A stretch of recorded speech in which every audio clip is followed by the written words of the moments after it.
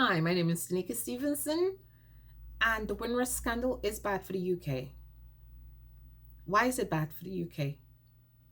It's bad for the UK because it shows that people who were invited here between 1940 to 1971 to come and help rebuild England after the Second World War have not been valued. Their efforts and labor have not been valued. And this now has an effect on their children and their grandchildren. And it's bad for England's image. It's bad for the people who have came here and settled down, started their families, and their children and their children's children are now being told you're not British. You don't have any rights or any entitlements and you're going to get deported. They're getting deported to countries that they may or may not have any relatives, any home, would not recognize. And this has grown and developed due to the hostile environments that successive governments have created. More specifically, in 2012 by Theresa May, who tried to get illegal immigrants out of the UK by making it difficult for them to find work, get benefits, help, or anything that would enable them to stay here and have a happy life.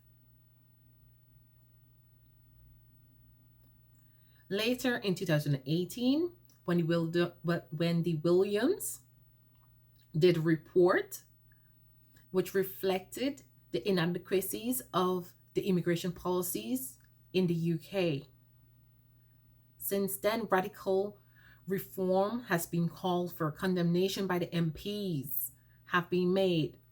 The current Home Secretary, Priti Patel, has apologized and said she will try to right the wrongs of what has happened to this generation, the failings that they've endured. This is all bad for the UK because it affects the family, it affects communities, it affects the well-beings of its nationals, both those affected and those not affected. It affects taxpayers because as a result of the scandal, the government has pledged and created a compensation scheme to compensate the victims of Windrush Scandal. There's over £500 million. Where did the money come from and who's going to have to help repay the debt? It will have to be taxpayers.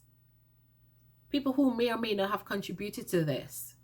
And that is not fair or right, but it's what has happened and will happen, as is everything else, especially with COVID, for example, now, with the government having to bail out or furlough us.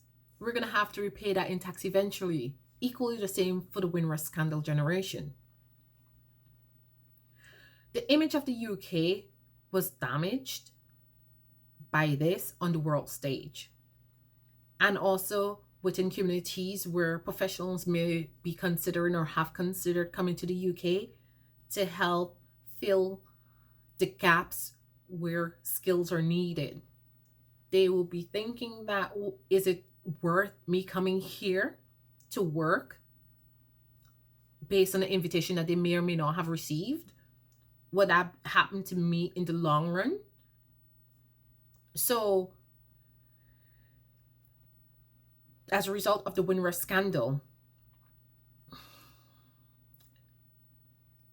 the image that has been portrayed by the government has been one that has negatively impacted the UK, impacted families, loved ones, and increased the mental health decline. Over 50,000 people are affected by the Windrush Scandal.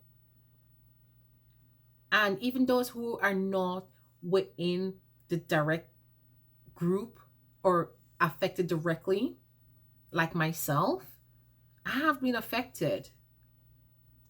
So there are many more than 50,000 that we just may not have the statistics as yet.